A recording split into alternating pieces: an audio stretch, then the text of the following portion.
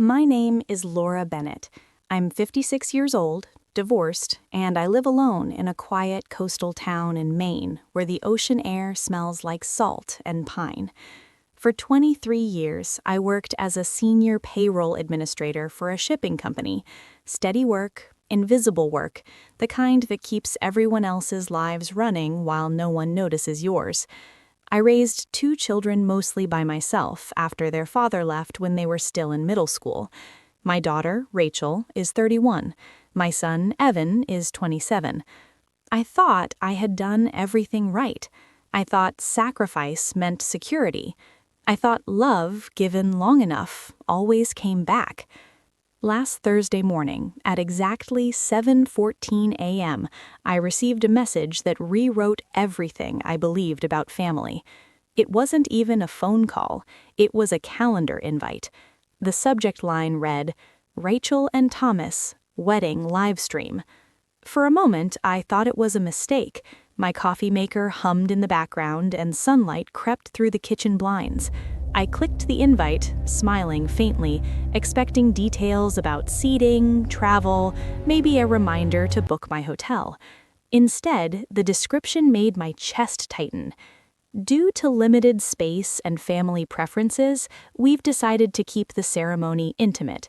We're so excited to share our special day with you via private live stream. Link to follow. Thank you for understanding. I scrolled. No seat number, no address, no invitation. Just a link. My own daughter had uninvited me from her wedding and informed me like I was a coworker who couldn't attend a meeting. I sat down slowly at the kitchen table. I didn't cry. I didn't gasp. I just stared at the screen while something inside me went very, very quiet. 3 months earlier, I had written a check for $22,000 to help Rachel secure the vineyard venue she wanted in California. 2 weeks after that, I paid $9,800 for the catering deposit because her fiancé's parents were handling other things. I'd also covered her dress alterations, the engagement party photographer, and flights for her bridal shower. I was good enough to fund the wedding, just not good enough to attend it. My phone buzzed. A text from Rachel.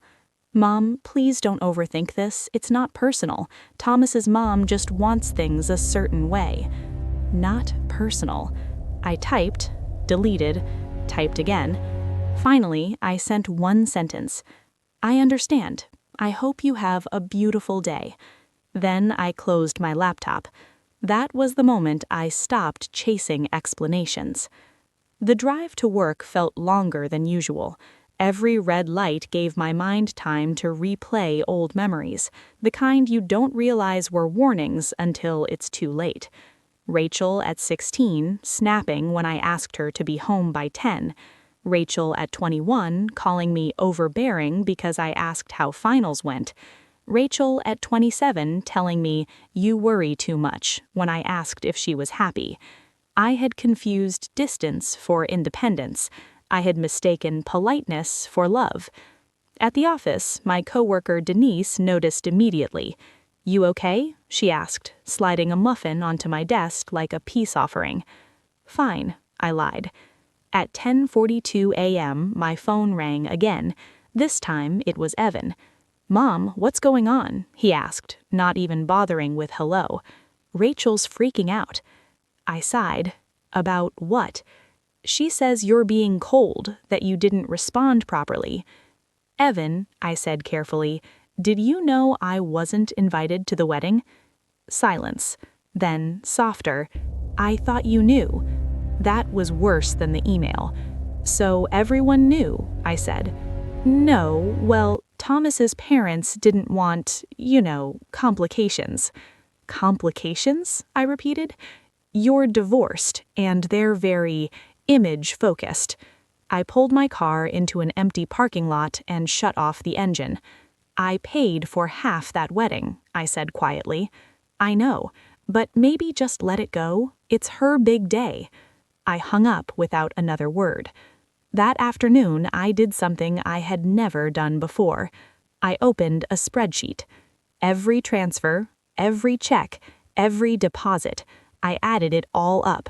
$48,730. That was how much my presence in my daughter's life had cost me in the last 18 months alone. At 4:30 p.m., instead of driving home, I turned toward the bank. The bank manager, Susan, greeted me with a practiced smile. "Laura, what can we help you with today?" "I need to stop a scheduled transfer," I said, placing my purse on the counter. She typed for a moment. "The final wedding payment?" "Yes." She hesitated. "It processes tomorrow morning." "Then today is perfect." Susan glanced up. "May I ask why?" I met her eyes. "I'm no longer attending the event." She didn't ask another question. I walked out of that bank lighter than I had felt in years. That night, Rachel called. I didn't answer. She texted, "Mom, the venue says the balance wasn't paid." Another message, "This is not funny." Another, "Thomas's parents are asking questions." I turned my phone face down and opened a bottle of wine I'd been saving for a special occasion. This was one. Memories came fast now.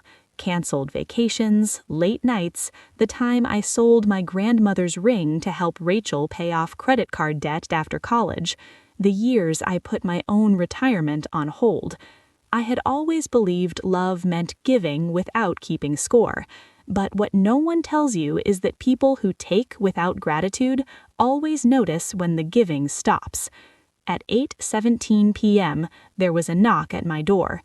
Evan stood there, jaw tight, hands shoved into his jacket. "Mom, you're blowing this up." "No," I replied calmly. "I'm stepping out of it. You embarrassed Rachel." I was uninvited. Embarrassed implies I was included to begin with. He rubbed his face. "Thomas's mom thinks you're doing this to punish them." I smiled faintly. "I'm doing this to protect myself. She's your daughter. And I was her mother. Apparently, that role has limits." He stared at me, seeing me, maybe for the first time, not as a safety net, but as a person. "You always do this," he muttered. "You make things difficult." I opened the door wider. "Then you should go," I said. He did. I slept better that night than I had in years. The next morning, chaos erupted. Rachel left 14 voicemails between 6:02 a.m. and 9:11 a.m. They followed a predictable pattern: anger, panic, bargaining. "Mom, answer me. This is cruel. We can talk about seating. Thomas's parents are threatening to pull out. I don't understand why you're doing this." At noon, a new email arrived. Subject, "Please." "Mom, if you send the payment today, we can make room. You can sit near the back. We'll figure something out." Near the back. I didn't reply. Instead, I forwarded the email to myself and archived it. That afternoon, I booked a week-long cabin rental on the coast for the exact dates of the wedding. No live stream, no notifications, no apologies pending. Just space. But the story didn't end there, because when money disappears, truth tends to follow. And Rachel's perfect wedding was built on more than my silence. It was built on assumptions, on entitlement, on the belief that I would always show up even when I was told to stay away. She was about to learn what happens when the quiet one finally stops absorbing the damage. And that lesson was only just beginning. The silence that followed the canceled wedding stretched longer than I expected. Not loud, not dramatic, just empty. Days passed without Emily calling. Luke didn't reach out either. For the first time since I became a mother, no one needed anything from me. The quiet felt unfamiliar, almost unsettling, like stepping into a room after the noise has stopped and realizing you can finally hear yourself think. I went back to my routines. Work, morning walks, grocery shopping without checking my phone every few minutes. I expected guilt to creep in, expected to feel like I had abandoned my role, but instead I felt something steadier, grounded, like I had finally stopped bleeding. A week after Sophia's visit, Robert asked if I wanted to join him and a few colleagues for dinner. Normally, I would have declined. I always did. But that evening, I said yes. We talked about books, travel, nothing personal. No one asked me for anything. No one expected me to perform. When I got home, I realized something quietly profound. I hadn't thought about Emily all evening. Then, the phone rang. It was Luke. I let it ring twice before answering. "Mom," he said, his voice tired. Not angry, just worn. "Can we talk?" "We're talking," I replied calmly. He sighed. She's not okay." I leaned against the kitchen counter, listening. He told me the wedding had fractured more than just plans. Andrew's parents had blamed Emily for misrepresenting family support.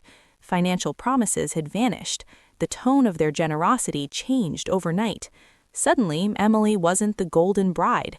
They saw her as unstable, impulsive, dramatic. "She keeps saying you humiliated her, that you abandoned her." I waited before responding.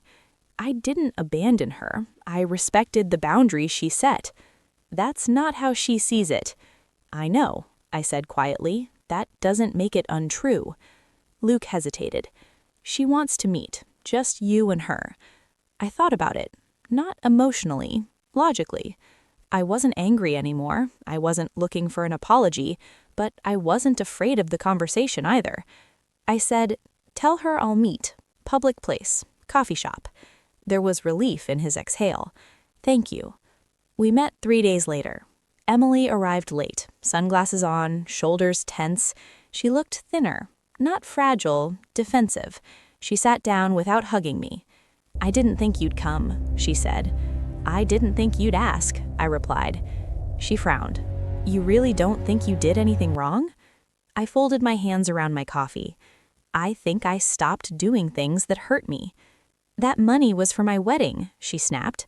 "And my presence was unwanted," I said calmly. "You made that clear." Her mouth opened, then closed. She looked around, lowering her voice. "Andrew's parents think you're manipulative, that you tried to control the wedding." I smiled faintly. "That's convenient." Her eyes flashed. "You always do this, act calm like you're above it." "No," I said. "I'm just done arguing for a seat at a table where I'm optional." She leaned back, crossing her arms. "So that's it? You're just done being my mom?" That hurt, but I didn't flinch. "I'm done being your safety net. I'll always be your mother, but I won't fund relationships where I'm treated like a burden." Silence settled between us. Finally, she spoke softer. "I didn't think you'd actually pull the money."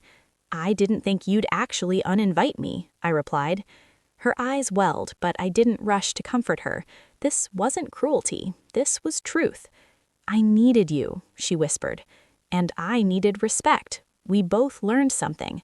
She didn't apologize, not fully, but she nodded once, and that was enough, for now. We left without hugging. Weeks passed, then months. Emily and Andrew married quietly. No grand venue, no viral photos, just a modest ceremony. I wasn't invited. I sent a card, nothing more. Luke came around more. He apologized once, not for taking sides, but for expecting me to keep absorbing everything without complaint. It wasn't perfect, but it was real. I started spending money on myself, not recklessly, intentionally. I replaced my old car, took a weekend trip, enrolled in a class I'd always postponed. Each choice felt like reclaiming a piece of myself I'd loaned out years ago and never gotten back. One afternoon, Emily emailed again. This time, no accusations, no pressure. Just, "I understand now why you did what you did. I don't know how to fix it, but I'm trying." I read it once. Then I replied, "Trying is a start." And that was it. No dramatic reunion, no villain monologue, no scorched earth. Just boundaries and peace. The funny thing about revenge is that the most powerful kind doesn't look like punishment. It looks like absence, like refusing to participate in a story where your only role is to give and disappear. I didn't ruin my daughter's wedding. I saved myself. And for the first time in decades, that felt like enough.